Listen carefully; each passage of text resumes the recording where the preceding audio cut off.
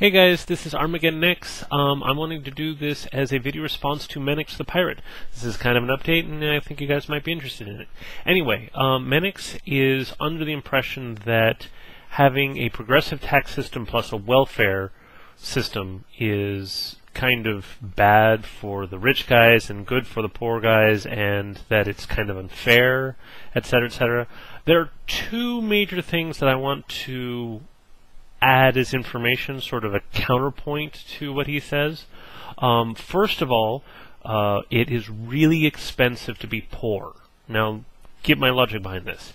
Poor people have to deal with either having insurance or not having insurance, having minimal insurance, and so whenever some sort of disaster or health situation or whatever comes up, they may or may not be covered, generally are not covered, and that is really expensive. Unless you're so poor that you have to go to the emergency room, etc., etc. Still, it's not a good situation to find yourself in.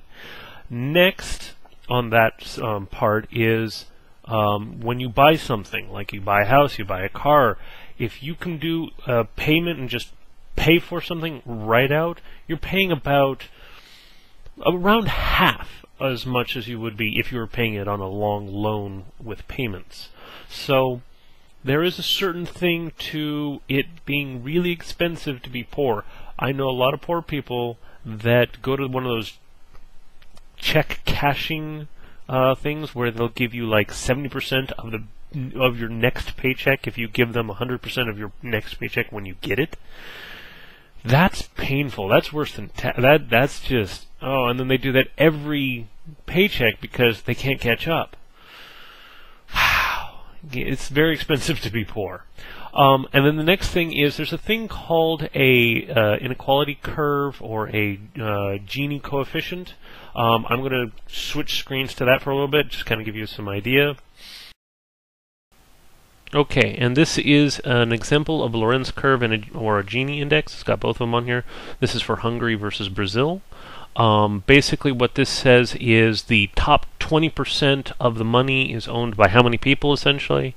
In this case, 20% for Brazil, just kind of a rough estimate. It looks like Brazil, half of all the money is in the top 20%, and the rest of the money is in the bottom 80%.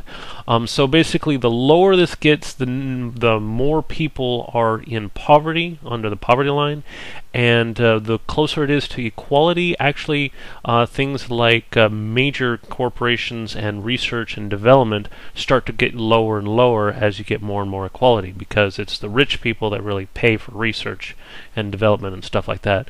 They're the ones that can invest big. So you don't want to go absolutely equal, and you don't want to go absolute poverty. You want to have a nice average range in there. So we need to compare ourselves with some other averages. So the world averages, this is all online. There's no reason why I would make this numbers up. Anyhow, the world average is about 41%. If you're only considering the top 10 most populated countries, the average is actually 39%.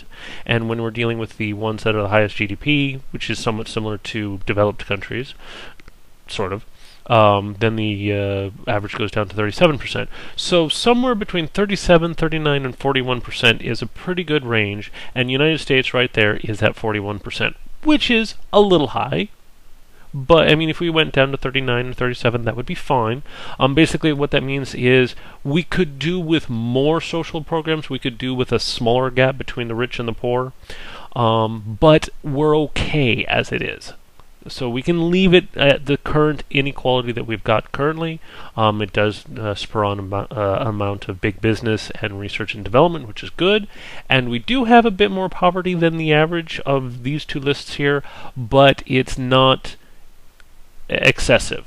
So what I'm saying is that there is a point to these social programs. There's a point to putting these bringing the rich and the poor closer together, and I'm not trying to completely dissuade anyone from thinking about it that way, but I do want them to have more information. So I hope you enjoyed it, and I'll talk to you guys another time. Bye!